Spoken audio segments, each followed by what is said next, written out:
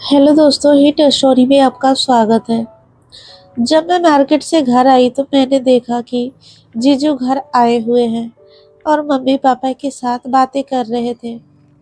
मेरी दीदी 8 महीने की प्रेग्नेंट है, तो दीदी ने जीजू को भेजा है शालिनी को अपने यहाँ ले आने के लिए, ताकि मैं दीदी की प्रेगनेंसी के टाइम देख रेख कर सकूं। दीदी ने फोन पर ही हामी मम्मी पापा से बातें कर ली थी और मम्मी पापा ने मुझसे इजाज़त ले ली थी। तो मैंने कहा था कि मैं चली जाऊंगी, मुझे कोई दिक्कत नहीं है और मैं दीदी के साथ कुछ समय बिता सकूं। जीजू को मैंने नमस्ते किया और जीजू ने भी मुझे नमस्ते किया। जीजू की निगाहों मुझे आने बहाने देखते रहते थे। उनकी नज़रों से साफ पता चलता है कि मुझे लेकर उनकी फीलिंग कुछ और है। मेरे जीजू इतने स्मार्ट है कि कोई भी लड़की उनकी दीवानी हो जाए। जीजू दोपहर के समय यह हमारे घर लखनऊ आए थे। अब हमें ट्रेन से शाम के समय भोपाल के लिए दीदी और जीजू के घर निकलना था, तो मैं अपनी पैकिंग समय रहते कर ली और मम्मी पापा के से कहा, शालिनी अपनी दीदी का ध्यान रखना। मैं हाँ में गर्दन हिला दी। अब हमारा घर से निकलने का समय हो चला था। जीजू ने कहा, शालिनी हमें स्टेशन करीब पहुंचने में आधे घंटे लग जाएंगे, तो समय हो चुका है, हम निकले। मैंने कहा, जीजू मैंने अपनी पैकिंग कर ली है, मैं रेडी हूँ। जीजू ने कहा, कोई बात नहीं है, तुम्हें जो शॉपिंग करना होगा भोपाल चलकर कर लेना। न जाने क्यों मुझे अपने जीजू से बातें करने में शर्म आती थी और बातें करते करते मेरी नजरें नीचे हो जाती थी। और आज तो मुझे जीजू के साथ आधी रात में सफर के लिए निकलना है। हम दोनों ने अपनी ट्रेन पकड़ ली और आमने सामने की सीट थी, लेकिन एक सीट कन्फर्म ना होने की वजह से हम दोनों एक ही सीट में बैठे थे। जीजू मुझे थोड़ी दूरी बनाकर बैठे थे। रात होते ही मुझे नींद आने लग गई और नींद में ही मैं जीजू के कंधे पर अपना सर रख दिया। यह देखकर जीजू थोड़ा मेरे करीब खिसक गए ताकि मुझे तकलीफ ना हो।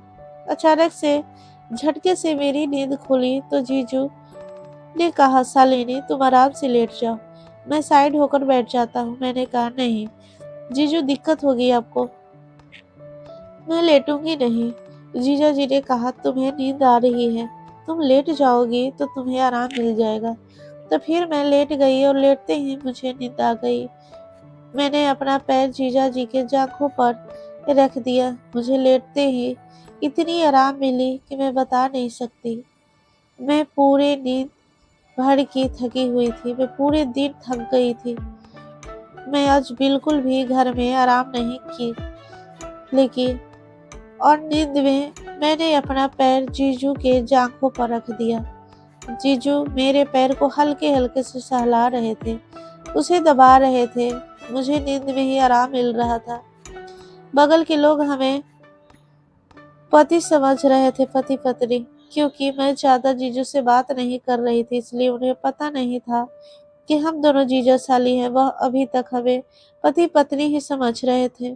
मुझे ऐसा लग रहा था आधी रात में मैं जीजू और दीदी के घर पहुंच गई। दीदी ने पहुंचते ही मुझे गले लगा लिया और कहा, कोई दिक्कत तो नहीं हुई तुझे आने में। मैंने कहा, नहीं दीदी, जीजू तो किसी भी तरह की कोई दिक्कत मुझे होने नहीं दिया। दीदी ने अपने कमरे के सामने वाला कमरा ही मुझे ठहरने के लिए दिया, जहां मैं अपना सामान रख दी। दीदी की प्रेगनेंसी का 8वां महीना चल रहा था, इसलिए मैंने सोचा कल से ही मैं घर का सारा काम संभाल लूंगी। यहाँ पर दीदी और जीजू ही रहते हैं। आधी रात को करीब हम दीदी और जीजू के घर पर पहुंचे थे। ठंड का समय था, तो ठंड इतनी मुझे लग रही थी कि मैं कांप रही थी। दीदी ने अदरक वाली चाय बनाई और हम दोनों को पिलाए। इसके बाद खाना वगैरह गरम गरम निकाल कर जीजू और मुझे खिलाया। फिर दीदी ने कहा, शालिनी अब तू अपने कमरे में आराम से सो जा, कल हम बात करेंगे। अपने कमरे में चली गई। मैं सामान कमरे में यूं ही अभी रख दिया था। मैंने सोचा मैं सुबह अपने सामने को सही से कमरे में समेट लूंगी, क्योंकि मुझे कप कप कपाहट हो रही थी और ठंड बहुत ज्यादा लग रही थी। सो मैं कंबल में घुस गई और सोने लगी। लेकिन जब भी मेरी आंख बंद होती मुझे जीजू की वह छुअन याद आती। वह मेरे पैरों को सहला रहे थे। मेरे जीजू इतने अच्छे हैं कि मैं बता नहीं सकती। लेकिन एक बात मैं आपको बताना चाहूंगी, जब दीदी और जीजू की शादी तय हो रही थी तो जीजू और उनके घर वाले दीदी को देखने घर आए हुए थे। मैं चाय नाश्ता लेकर जीजू और उनके परिवार के लिए जैसे ही हॉल में आई तो जीजू को नजर मुझ पे पड़ी। और पहली बार में ही उस समय जीजू को देखा था। मैंने उन्हें देखकर हल्के से मुस्कुरा दिया।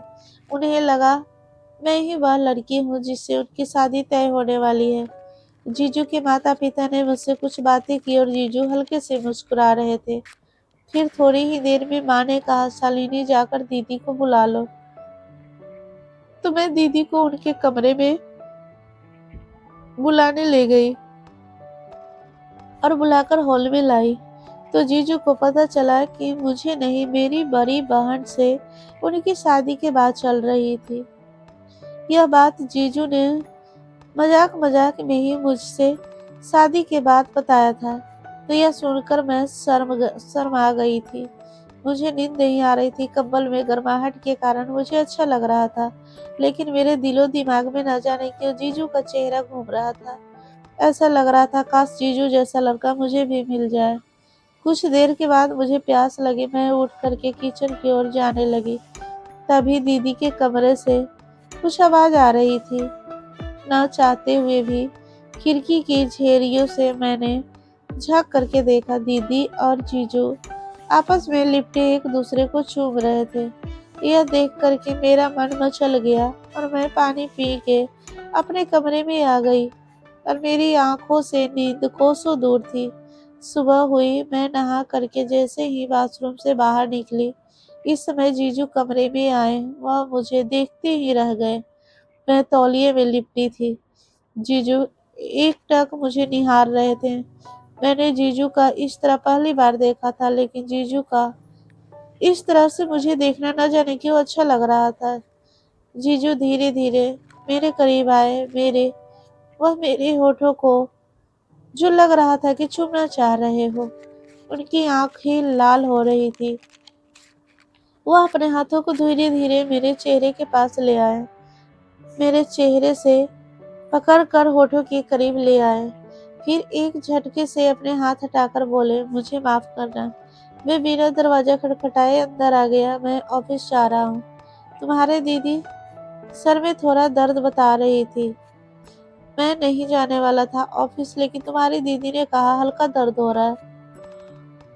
कोई बात नहीं, आप ऑफिस चले जाओ तो तुम देख लेना, मैंने कहा। जीजू इसके बाद जीजू ऑफिस चले गए और मैं यूं ही बिस्तर पर बैठ गई। मैं सोचने लग गई कि काश मुझे जीजू मेरे होठों को चूम लेते। लेकिन खैर, इसके बाद मैं कपड़े पहनकर दीदी के पास चली गई और मैं घर के जो बचे हुए काम थे वह सब मैंने कर दिया। रात हुई। जैसे ही जीजू ऑफिस से घर आए, मैंने दीदी से पूछकर जीजू के पसंद का खाना बना दिया और मैं और दीदी एक ही टेबल पे साथ में खाना खाने लगे। जीजू ने मेरे खाने की खूब तारीफ की। यह सुनकर मैं शर्मा गई और इसके बाद कुछ बातें करके हम तीनों थोड़ी देर मिलकर टीवी देखे। इसके बाद मैं अपने अपने कमरे में सोने चले गए। मेरा सर आज ना जाने क्यों भारी भारी सा लग रहा था। बिस्तर पर जाते ही मुझे नींद लग गई। जीजू थोड़ी देर के बाद मेरे कमरे में आते हैं और मेरे करीब बैठ जाते हैं। वह मेरे बालों को सहलाते हैं। मुझे ऐसा लग रहा था कि जब मैं नींद में सोच रही थी, लेकिन हकीकत में जीजू मेरे करीब बैठे थे और मेरे बालों को सहला रहे थे। मेरी आंखें खोली। जीजू ने कहा, शालिनी, तुम बहुत ज्यादा खूबसूरत हो। मैं अपने नजरें नीचे की हुई थी। मैं उठने की कोशिश की तो जीजू ने कहा, नहीं शालिनी, यूं ही लेटे रहो, मैं तुम्हें देखना चाहता हूँ। यह सुनकर मैं शर्मा गई और जीजू मेरे होठों को अपनी उंगलियों से मसलने लगे। मुझे अजीब सा नशा छा रहा था। जीजू भी नशे में लग रहे थे और यह मुझे लग रहा था कि जीजू मुझे बाहों में भर ले। जीजू मेरे होठों से होकर मेरे सीने को सहलाने लगे। मैं कसम कसाने लग गई। जीजू ने मेरे शर्ट को एक एक बटन धीरे धीरे करके खोल दिए। इसके बाद मेरे ब्रा को खोलकर उसके उन्होंने बिस्तर पर फेंक दिया और उन्होंने मुझे बाहों में भर करके मेरे जिस्म को चुभने लगे। मुझे अब रहा नहीं जा रहा था। मैंने भी जीजू की बाहों में भर लिया और वह सब करने की इजाजत दे दी जो जीजू की आंखों में छलक रहा था। सलिनी, मैं तुम्हें जब से पहली बार देखा था तब से ही तुम मेरी नजरों में बसी हुई थी, लेकिन मैं तुम्हारी बहन से धोखा नहीं करना चाहता था। लेकिन जब तुम्हें नहा के गीले बालों में तौलिए में लिपटे देखा तो मैं अपने आप को रोक ना पाया। आज ऑफिस में भी मेरा ध्यान काम पर न था, मेरे ख्यालों में तुम बसी हो। जीजू मेरे पूरे जिस्म को चूम रहे थे और कह रहे थे, आई लव यू शालिनी। मैं तुमसे बहुत प्यार करता हूँ और तुम्हें पा लेना चाहता हूँ। जीजू का एक हाथ मेरे नीचे के जींस के अंदर था और वो मुझे जोर जोर से सहलाते जा रहे थे। चाह कर भी मैं कुछ न बोल पा रही थी। यूं लग रहा था मेरा शरीर बस जीजू की बाहों में कसा रहे। आज मेरे साथ वह सब हुआ जो मैं चाहती थी। इसके बाद से हर रोज आधी रात को जीजू मेरे कमरे में आते और मुझे जी भर अपने बाहों में भरकर प्यार करते। मुझे पूरे जिस्म को चूमते। न जाने क्यों मैं यह सब हर रोज जीजू के साथ करते रहे, जो कि गलत था। लेकिन मैं पूरी तरह से जीजू को ही जीना चाहती थी। मुझे जीजू दिल और दिमाग में इतना ज्यादा पसंद थे कि मैं जीजू के साथ सब कुछ करना चाहती थी। जीजू ने एक रात मुझे अपनी बाहों में भरकर कहा, शालिनी, जब से तुम्हारी दीदी प्रेग्नेंट हुई है तब से मैं तुम्हारे दीदी के साथ संबंध नहीं बना पाया, क्योंकि डॉक्टर ने सख्त मना किया था कि अभी शारीरिक संबंध नहीं बने वरना दिक्कत आ सकती है। तो फिर बस मैं ऊपर ऊपर से ही उसे चूम लिया करता था ताकि मेरी उत्तेजना शांत हो सके। लेकिन उस दिन जब मैं तुम्हें तौलियों में देखा और पूरे जिस्म को मैं देखता ही रह गया, उस समय तो बहुत मुश्किल से मैंने अपने आप को रोक लिया, लेकिन इसके बाद मैं अपने आप को रोक नहीं सका। शालिनी, तुम भी मुझसे प्यार करती हो ना? यह सुनकर मैं जीजू के गले लग गई और कहा, यदि मैं आपसे प्यार ना करती तो मैं अपना सब कुछ आपको कैसे दे देती। मैंने जीजू से कहा, जीजू, यदि यह सब दीदी को पता चल गया तो मैं उनकी नज़रों से गिर जाऊंगी। जीजू ने कहा, तुम इसकी चिंता मत करो, मैं सब संभाल लूंगा, मैं तुमसे दूर नहीं रह सकता। यह बोल जीजू मुझे बाहों में भरकर प्यार करने लग जाते हैं और मैं भी उनकी बाहों में लिपट जाती हूँ। पता है, मेरा शरीर चीजों के लिए, प्यार के लिए तरस रहा था और जीजू ने पहली नज़र में ही मुझे पसंद कर लिया था। मुझे अंदर ही अंदर न जाने ऐसा क्यों लग रहा था कि मैंने जो किया गलत किया, लेकिन जीजू के प्यार के सामने मैं बेबस हो जाती थी। दोस्तों, मैं सही किया या गलत मुझे नहीं पता, आप लोग कमेंट में ज़रूर बताइएगा। अगर कहानी पसंद आई हो तो लाइक कीजिएगा और सब्सक्राइब करना मत भूलिएगा। फिर मिलते हैं कोई नई कहानी के साथ। धन्यवाद। तब तक के लिए स्वस्थ रहिए, सुरक्षित रहिए।